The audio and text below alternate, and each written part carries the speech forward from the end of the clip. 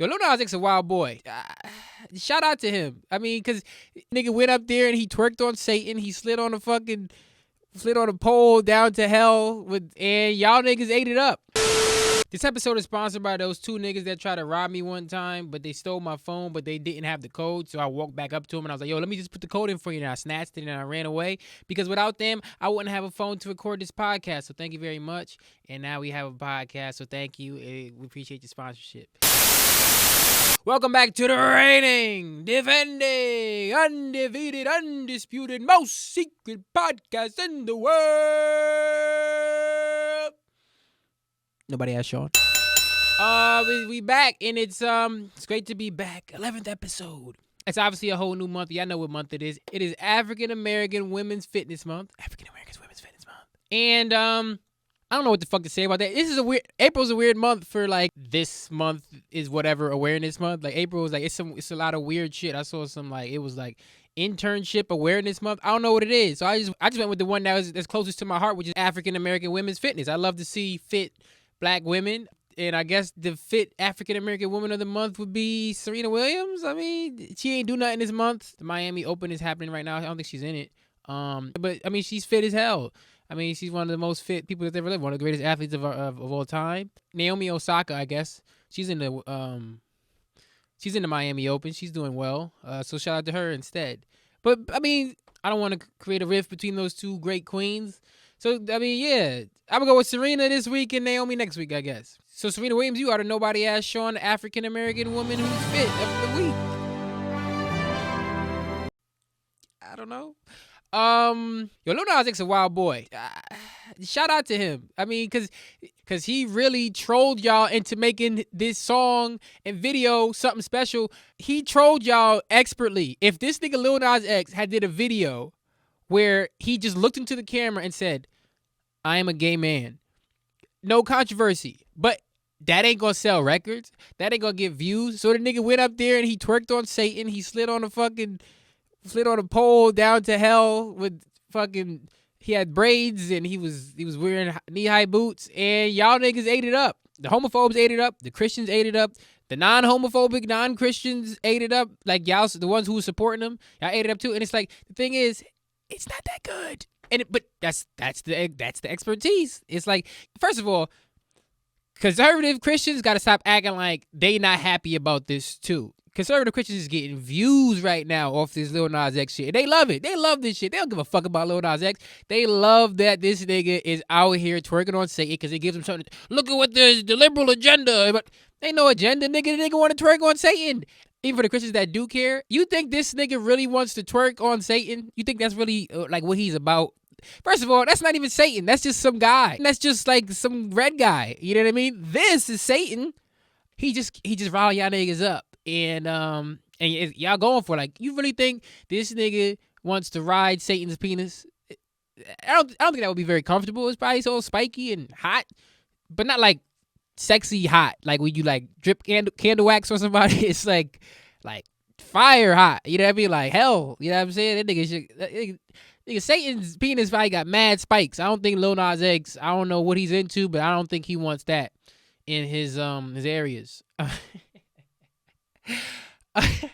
It is not like, if it wasn't for the controversy, that shit is not memorable. The nigga just fucking, it's like, it's artless, honesty, but like, shout out to him. He got y'all niggas riled up, and he's cleaning y'all niggas up on Twitter. All y'all niggas who's hating on Lil Nas X, he's cleaning y'all up left and right. Like that nigga Joyner Lucas was like, "Oh, I'm just mad because my kids, Old Town Roads were my kids' favorite song." It's like, nigga, so what? Yo, people do not have an obligation to raise your kids. They don't. Fuck your kids. But also shout out to your kids. But it's like, you got to raise your kids. That happens to every star who kind of appealed to children, whether they wanted to or not. It's not like Lil Nas X made that song for kids. Kids just fucking gravitated to it. Fucking Old Town Road was a fun song. I love that song. But so what? Did your kids loved it, nigga? Like, every time a child star want to grow up and get fucked, y'all got to act like, oh, yeah, but my kids were like, damn, Miley Cyrus wants to have sex. Ariana Grande wants to have sex. Lil Nas X wants to have sex with Satan, apparently. But that's okay. Let him do that. That's none of your business. Just find a new thing for your kids to watch. I'm sure the Wiggles are still on the air somewhere. Show them niggas the wiggles. But on the other hand, with this Lil Nas X shit, a lot of y'all niggas gotta stop acting like y'all the ones who are radical for supporting Lil Nas X. Y'all not the radical ones. Lil Nas X is the one who's radical by busting it wide open for the Lord of Darkness. Y'all niggas are just retweeting what he tweeted and acting like y'all got a firm position, because I see a lot of y'all niggas who be out here try to shout Lil Nas X. Y'all be homophobic too. You know what I mean? But shout out to him. He pulled it off perfectly. That video and that song are gonna get a lot more spins because of y'all niggas getting up in an uproar about. I mean, he know the game. Controversy sells and sex sells, especially when it's with Satan. Yo, I don't care about Gen Z, and I didn't know some hating shit. Like more like I'm not getting worked up about what Gen Z is or is not doing and how it's similar or different from what I used to do when I was a kid. Like, there's so many of them TikTok videos where it's like, oh, do you know this song? And like, clap or dance if you know this song, and if you don't, you just stand. And it's just a bunch of y'all old niggas saying like, oh my God, they don't know one thing by A. Marie. It's like, nigga, do you know one more song by A. Marie? And this is not a shot to A. Marie. I love A. Marie. Why Don't We Fall in Love is my quintessential summer song. Like that sounds like summer to me. That early aughts era, like when I have memories of the summer, that's one of the songs that I go back. That's one of my favorite songs, period. But it's not shade to A. Marie. It's more just like, so what that you grew up earlier than someone, so you was more privy to the songs. These kids were like 3 when you were like 14. Of course they don't know I Want to Be Down, nigga. They didn't have consciousness. Like, you know what I'm saying? Like, it's okay. It's okay. Stop. You get off my lawn, ass niggas have got to go. My thing is, I just 100% do not want to be like past generations where I'm hating on the younger generation, because I don't care. The world is for young people because they're going to be the ones living in it. And it's not that, now we're not that much older than Gen Z, so it's not like we're not going to be living in the same world as them, but it's like, shit's going to move on, but you can still listen to I Want to Be Down on your own time. And you know what? Honestly, personally, I don't want to be listening to the songs I like around young kids. I'm 28 years old. I pay rent. I pay a water bill, nigga. I pay my taxes on occasion. I don't really care if my 17-year-old cousin doesn't know who SWV is. Stop hanging around young kids. Stay around people your age, you fucking pervert. And now for my favorite segment of the show, Nobody's Ask Shawn. Send in your questions to Nobody Ask Shawn on Instagram or nobodyaskShawn@gmail.com. Nobody ever sends it there to the Gmail, and I'm not surprised, but I just had to set it up just in case niggas was out here doing some correspondence and they just they had a question. And also, like I said before, you can always just text me. So here's a question for this week. First question: who does your hair? Any tips? I do my own hair, for better, for worse. A lot of these locks are uneven because of that. But I've only ever had somebody twist my hair, maybe like twice. And it is before they were locked. I twisted each and every one of these shits when they were short by hand, before they had the cool sponge with the holes in it that make your shit look cool. I had to do this shit by hand. And then I just kept doing it. My hair is the way it is most of the time because I can't be bothered. You know what I mean? I started growing out my hair because I wasn't going to the barbershop because I couldn't be bothered. I started twisting my hair just some shit to do. And then I just kept twisting it because I couldn't be bothered to go find somebody to do my hair. Fuck it. I don't have no tips. My hair is not super healthy or whatever, but it looks good.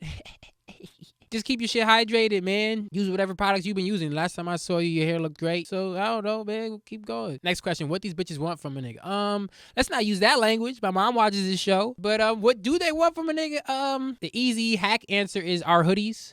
The women want our hoodies to wear and to keep for themselves, and no longer our hoodies. But women just want devotion. Like it used to be that men thought women wanted commitment. They want devotion. Like they want your life to be about them. Women be like, "Do you think about me all day?" It's like, I'm driving a truck. Like, what the fuck? Like I don't think it's safe for me to be thinking about you all day. Like, I got other pressing concerns, like the safety of these goods in the back of this truck and also all the other people on the road. So no, I don't really be thinking about you like that. Sorry, ma. Also, money. Apparently women want money. I wouldn't know because I don't have any money. So like they ain't coming to me for this shit. I think I don't have any of the things women want, so I wouldn't know. So I don't know what they want. I know what they don't want. But I don't fucking know. You ever say limes when you mean lemon or lemon when you mean... No. What you talking about? I know what a lemon is. I know what a lime is. One is yellow and one is green. And the green one is the lemon. Oh, shoot. Did I just do it? No. What is your vice? Sugar is my vice. I don't drink. I don't smoke. I don't do cocaine yet. Wait till we get 100,000 followers. I eat an incredibly unhealthy amount of sugar. Like it's a good portion of my. It's like 75% of my diet, and I'm gonna die without my feet. But fuck it, I let them gummy worms, baby. If you had disposable money, what would you do with it? Dispose of it.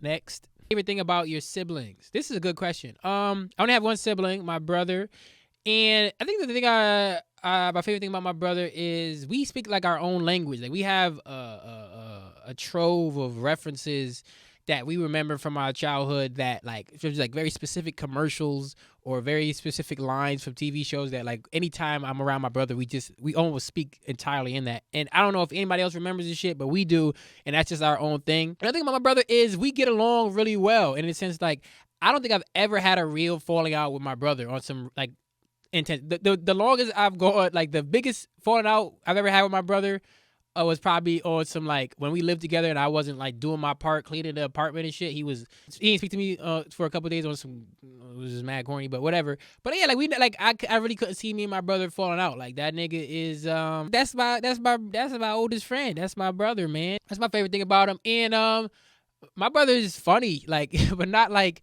I wouldn't tell this nigga to do stand up, but like that nigga is a strange, funny guy. Next question, spirituality. That's out there, yo. People be spiritual. I don't know. I don't know if I'm spiritual. I'm just a nigga, man. I ain't really got no answers, man. I just be here and shout out to you and the universe and all that. I don't know. Fuck.